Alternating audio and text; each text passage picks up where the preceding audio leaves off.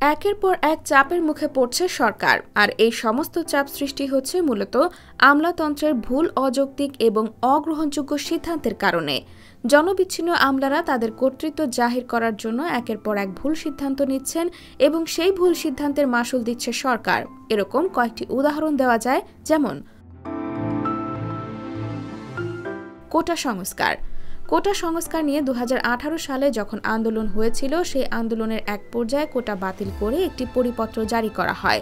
গভীরভাবে বিশ্লেষণ করলে দেখা যাবে যে কোটা বাতিলের এই পরিপত্রটি ছিল অসাংবিধানিক, কারণ আমাদের সংবিধানের মৌলিক অধিকার সংক্রান্ত অংশে সুস্পষ্টভাবে বলা হয়েছে যে নারী এবং অনগ্রসর জনগোষ্ঠীর জন্য সরকার বিশেষ সুবিধা প্রদান করবে এবং এ সংক্রান্ত আইন প্রণয়ন করতে কোনো কিছু বাড়তি করবে না। তাই যদি হবে, তাহলে ওই আন্দোলনের সময় উচিত ছিল একটি কমিশন গঠন করা, যে কমিশনের মাধ্যমে কোটা সংস্কারের জন্য একটি কর্মপন্থা চূড়ান্ত করা হবে এবং এই কমিশন সকল পক্ষের বক্তব্য নিয়ে নতুন করে একটি সুপারিশ করবে। কিন্তু আমলারা তড়িঘড়ি করে কোটা ব্যবস্থা বাতিলের পরিপত্র জারি করার এক সিদ্ধান্ত গ্রহণ করে, যার মাসুল দিতে হচ্ছে এখন।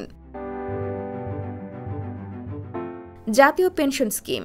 জাতীয় পেনশন স্কিমও অকার্যকর হচ্ছিল আমলাদের নিয়ন্ত্রণে থাকার কারণে। আমলারা কখনো জাতীয় পেনশন স্কিমকে সফল করতে পারবে না।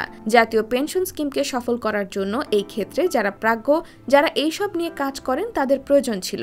কিন্তু জাতীয় পেনশন স্কিমের দায়িত্ব দেওয়া হয় যথারীতি আমলাদের ওপর এবং আমলারা জনগণের কাছে এটিকে আকর্ষণীয় পেনশন স্কিম হিসেবে উপস্থাপন করতে ব্যর্থ হয়েছে। এখন আমলারা এটিকে স্বায়ত্তশাসিত, আধা স্বায়ত্তশাসিত বিভিন্ন প্রতিষ্ঠানের ওপর চাপিয়ে দিচ্ছে। বিশ্ববিদ্যালয় শিক্ষকদের ওপরও এটা চাপিয়ে দেওয়া হচ্ছে, অথচ এই বিষয়টি সুন্দর এবং সুষ্ঠু সমাধান করা যেত। সকল পক্ষের সঙ্গে আলোচনা করে এ নিয়ে কর্মশালা, বৈঠক ইত্যাদি করে একটি সুবিন্যস্ত প্রক্রিয়ার মাধ্যমে পেনশন স্কিম চালু করা যেত। সেটি হয় রাজনৈতিক প্রক্রিয়া। কিন্তু যেভাবে কারোর সাথে আলোচনা না করে সিদ্ধান্ত নেওয়া হয়েছে, এটি হলো আমলাতান্ত্রিক সিদ্ধান্ত। দুর্নীতি।